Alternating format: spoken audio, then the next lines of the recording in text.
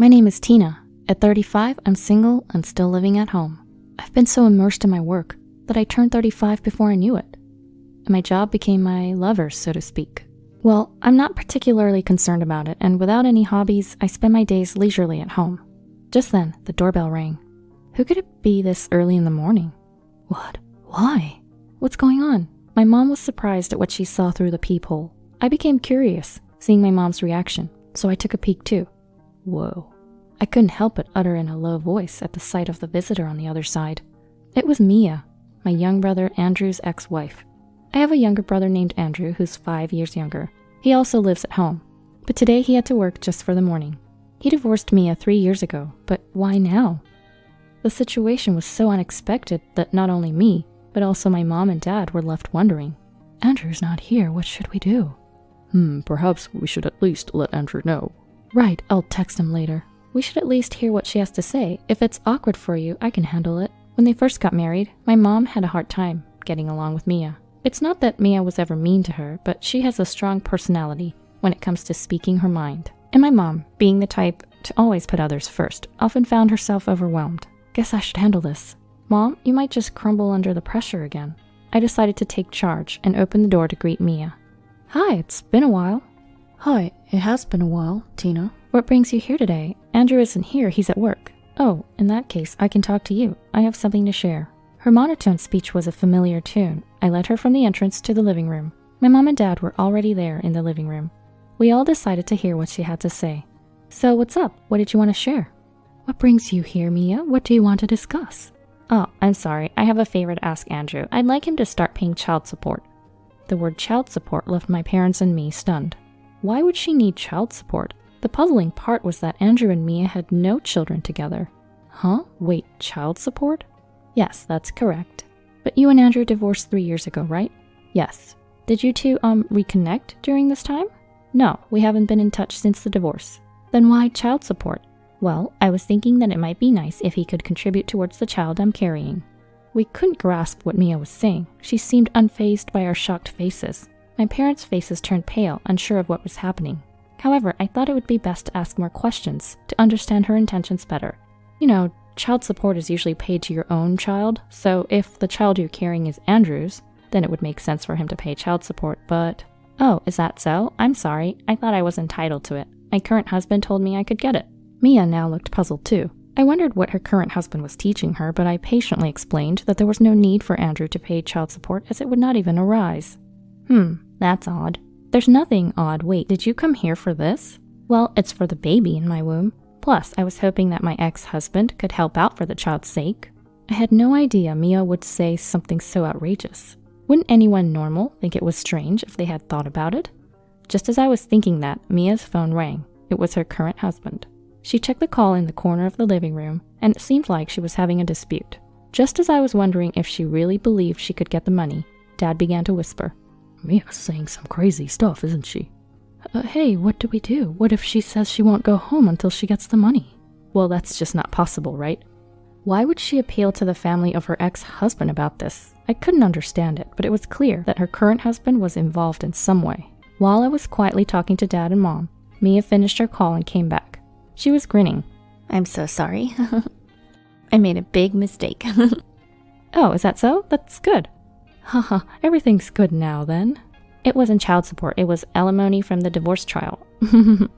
Now Dad, Mom, and I were all stunned. Even seeing us in the state, Mia just continued to smile cheerfully. Huh? Alimony from the divorce trial? My current husband is the type to take anything he can get. Actually, we only got remarried about a year ago, but before we got married, we talked about my divorce with Andrew. Then he said, "You didn't get the alimony from the divorce trial?" Hold on, so the reason for the divorce is because of Andrew? Well, I suppose so. I don't know it clearly. Just wait, let me check on this. I immediately went from the living room to the bedroom, grabbed my phone, and contacted Andrew. I texted him saying, "Did you cheat?" And he immediately called me. Hey, I didn't cheat. What the heck is going on? You know, the alimony from a divorce trial is usually paid by the party who caused the divorce, right? Huh? Yeah, why? Is Mia saying something ridiculous? Well, yeah, so I'm checking. You didn't divorce her at fault, did you? No, we broke up due to personality differences. She didn't do anything either.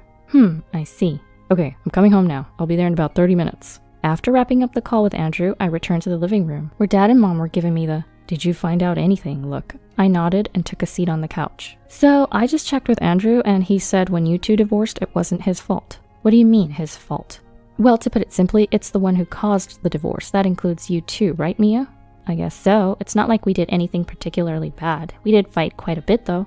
Well, if that's all, you're fine. You see, the alimony in a divorce trial is something the guilty party pays to the other, so, Mia, you might have gotten it a bit wrong. What? Don't tell me you don't know this. When a woman gets divorced, she gets the alimony from the divorce trial. At that moment, I was in the presence of this crazy woman who believed that women always get the alimony in a divorce trial, regardless of the reason for the divorce. Her eyes were shining and she had this "I'll take what I can get" attitude. I mean, it's good to be assertive, but I wish she had done some research before coming. That's not a thing in the law. What? Surely I'm not wrong this time. My husband said so. Listen, Mia, your husband doesn't write the law. At that moment, we heard the front door open. Andrew had rushed back from work, his face flushed. Hey, what are you doing here? Oh, it's you, Andrew. I didn't need to see you, you know.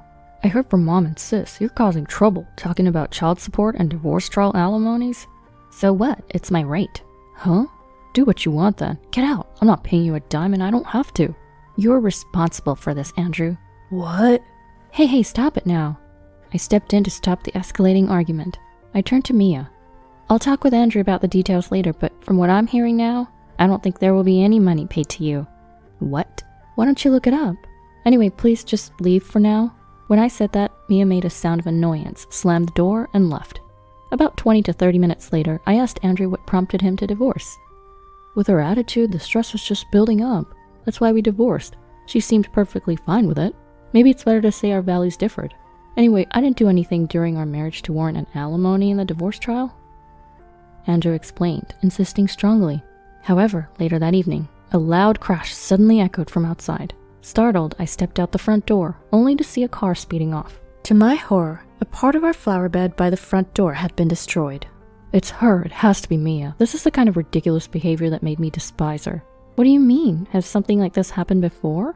During their marriage, Andrew had his fair share of issues with Mia, beyond just personality clashes. Mia was always stirring up trouble in the neighborhood, which often led to Andrew apologizing on her behalf. She also had a spendthrift nature and thought that being a wife meant constantly looking good, spending their savings on beauty treatments and luxury brands. Andrew had to deal with these recurring issues. It seems like this could fall under alimony during the divorce proceedings, don't you think? I wanted to divorce her immediately back then. I just didn't want to have any prolonged relationship with her. While I understood where he was coming from, I couldn't help but confront Andrew about why he hadn't discussed this with me earlier. Despite feeling sorry and expressing his apologies, I reassured Andrew that he hadn't done anything wrong. I just hope nothing else happens from now on. But my wishes did not come true. The very next day, Mia was back, ringing our doorbell, shouting, I did find out that I can claim alimony during the divorce, so give it to me now. Don't you feel sorry for the kid? For 3 days, we responded through the closed door. But Mia wouldn't back down.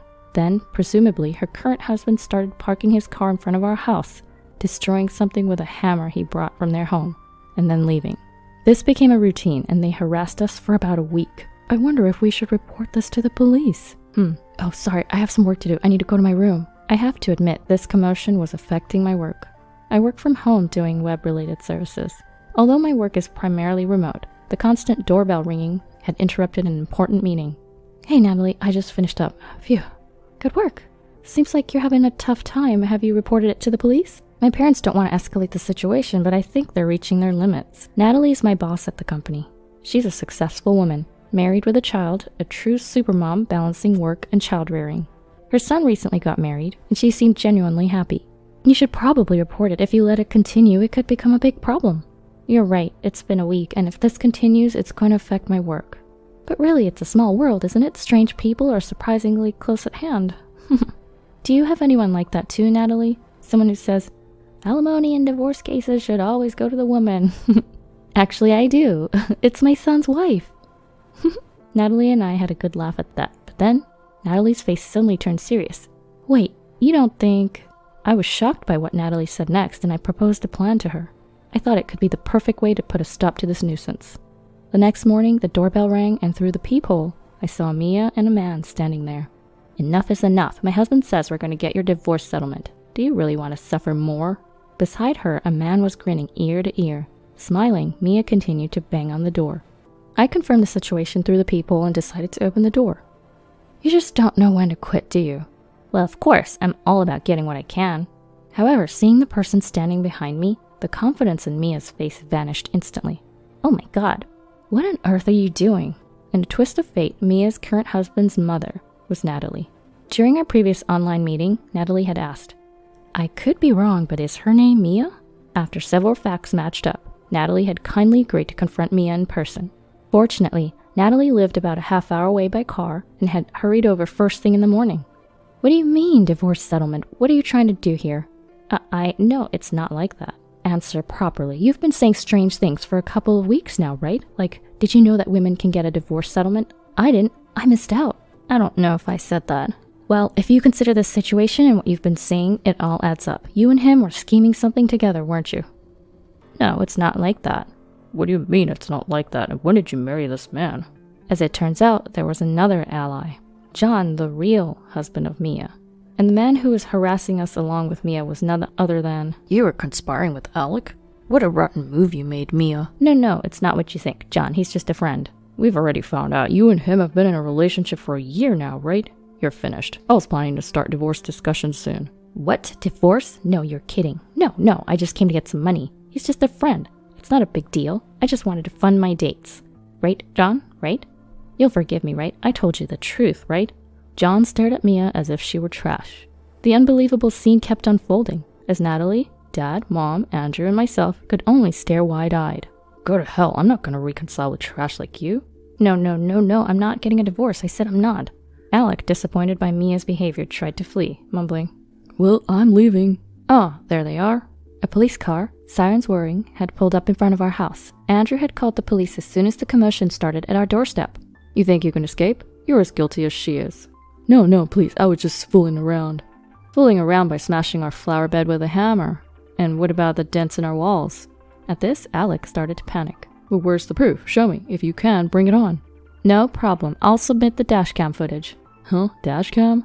My car is equipped with a dashcam that continues to record even when parked. Coincidentally, the dashcam had captured the entire misdeed. Are you serious? Absolutely. And Mia, you're just as guilty. What? I had nothing to do with it. You were creating a ruckus too, weren't you? We'll be hearing the full story down at the station. No, John, help me. Please, have mercy. Without further ado, the two were hauled off by the police. They were given a good grilling at the station, released for a time, but ultimately sentenced to probation. Furthermore, John filed for divorce and demanded a hefty alimony. Upon hearing that refusal would mean another lawsuit. They reluctantly agreed to pay in installments, $3 million from Alec and $2 million from Mia.